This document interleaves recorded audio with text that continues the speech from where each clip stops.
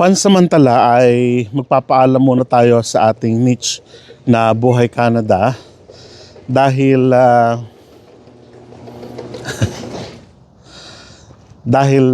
alam ko na ang prioridad naman talaga natin sa buhay ay ang ating pamilya at nais ko na pagtuunan muna ang aking pamilya kung ano yung nangyayari at kung ano yung mga dapat na i-priority muna sa family circle ko at nakita ko nga yung pangailangan dito kaya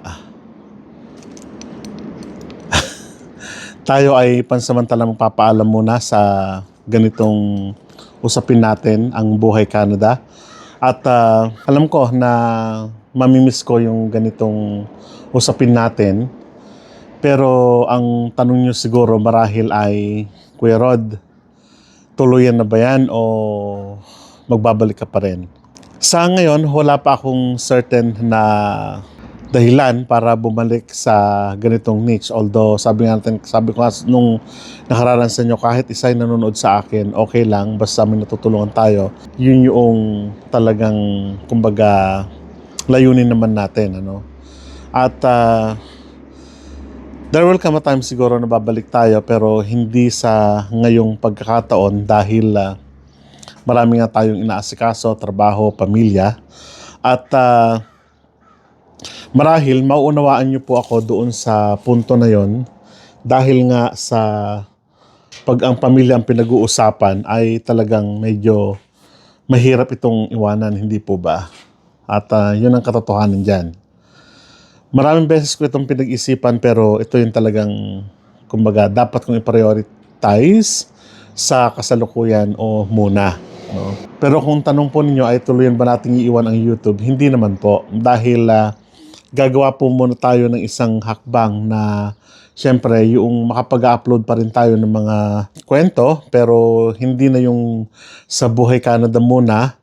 At pa-prioritize muna natin yung, sabi ko nga, family at yung malaking oras para sa kanila.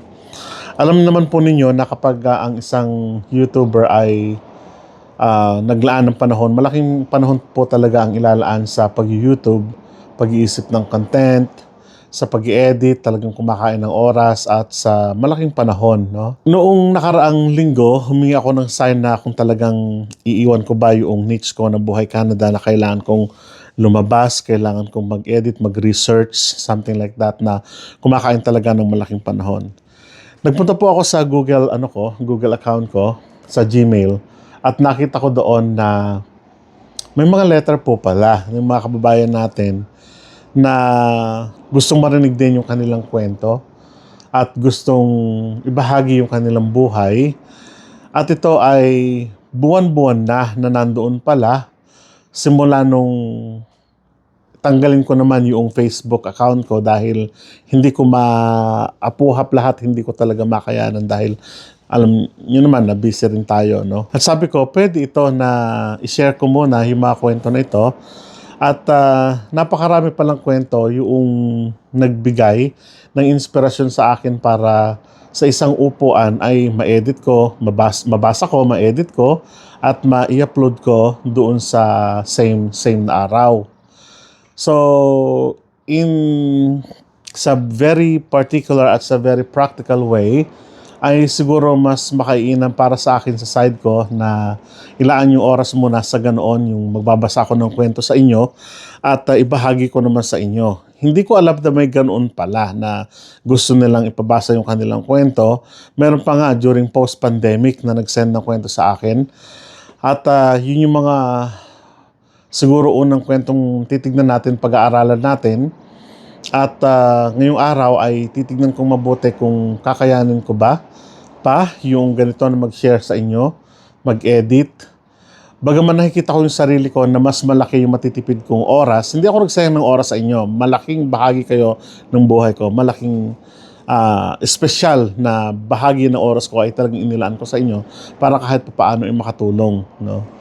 At tinitingnan ko, kung babasahin ko yon, sabihin ko ng mga ilang pong minuto, at i-edit ko ng ilang pong minuto. Kaya mas madali kasi ang mag-edit ng audio kaysa ng may video kasi nga kailangan meron yung mga technicalities pa doon.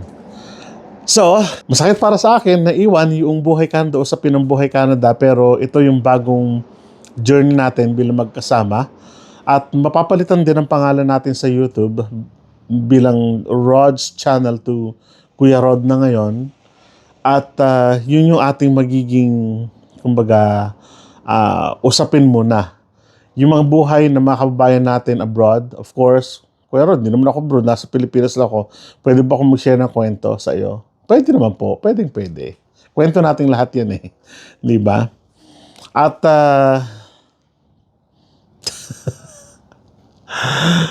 talagang nalulungkot po ako. Naiiwan ko yung ganong niche na na usapin natin, na tema natin yung buhay Canada. Nakasarap kasing pag-usapan eh, kasi yung realidad ng buhay ng gusto mga nangangarap na makarating dito sa Canada. Sa totoo lang, dito sa Regina, ang dami-daming mga kababayan na kapag nakita, oh, Kuya Rod, kumusta na? Ganon. Gusto mo, punta ako sa bahay ninyo at kuminsan, nag-offer pa nga ng coffee, something like that. Sabi ko naman, no problem. At na-meet ko na yung iba sa mga ilan. Nakakatuwa. Pero sabi ko nga, kailangan kong hatiin din yung oras ko para sa aking family at sa aking trabaho, siyempre. At maglaan ng oras din para sa aking sarili. At kumbaga, hati-hati tayo sa oras ko. No? Hindi ko iniiwan ang YouTube bilang Rod's Channel. Nandiyan pa rin yan. Pero papalitan na natin ito ng Kuya Rod. Dahil ang tema natin ay tema ng mga pangyayari sa mga buhay ng mga kababayan natin. Mag ito man ay pag-ibig ninyo, mag ito man ay karanasan ninyo sa pag-abroad, sa karanasan ninyo sa mga anak ninyo, sa asawa ninyo, sarili niyo mismo, sa kapaligiran ninyo. Lahat ng kwento ay bibigyang tuon natin. Hindi ko talaga lubos maisip na ganun karami yung kwento na ibinahagi sa akin. Although, my short, my long stories na sinend sa akin noong nakaraan pa yon. At hindi, kasi, kung paano nakarating sa akin, inopen ko kasi, meron yung time na inopen ko yung aking Gmail account sa isang post, and then yun, nakapag-send sila ng email. And then tinanggal ko rin kasi dumarating yung email ay hindi ko naman mahagilap lahat. So ngayon, sisikapin natin na basahin yung mga kwento na yun, yung mga nakararaan pa, at gusto ko nang ibahagi sa inyo yung mga kwentong ito. May buhay ng pag-ibig, may buhay ng pagtatagumpay sa kanilang buhay, inspirasyon, and the like. So, at yun, nananalangin po ako na sana ay samahan niyo po muli ako sa bagong program na ito ng Kuya Rod. At samahan niyo po ako na pakinggan yung mga kwento ng ilang mga kababayan natin. At ninyo mismo kung gusto niyo magpadala ng inyong mga liham, ano? Kayo mismo kung gusto niyo magpadala ng inyong mga kwento, pwede naman po. At sisikapin natin basahin yan at ayusin natin. Ang kainaman lang dito, sabi ko nga, hindi tayo maglalaan ng napakalaking panahon para magbasa, para mag-edit, at mahahati ko yung oras ko para sa aking family, dito sa inyo, na mga masugid nating tagapagsubaybay, at siyempre sa aking anak at sa trabaho. No? Nakakalungkot lang na mag-shift tayo from Buhay Canada sa pagbabasa ng kwento. So salamat po at dalangin ko na samahan niyo po ako sa mga susunod na journey ni Kuya Rod dito sa ating YouTube. Maraming salamat. Kita-kita po tayo sa mga susunod na pagbasa ng kwento. Paalam.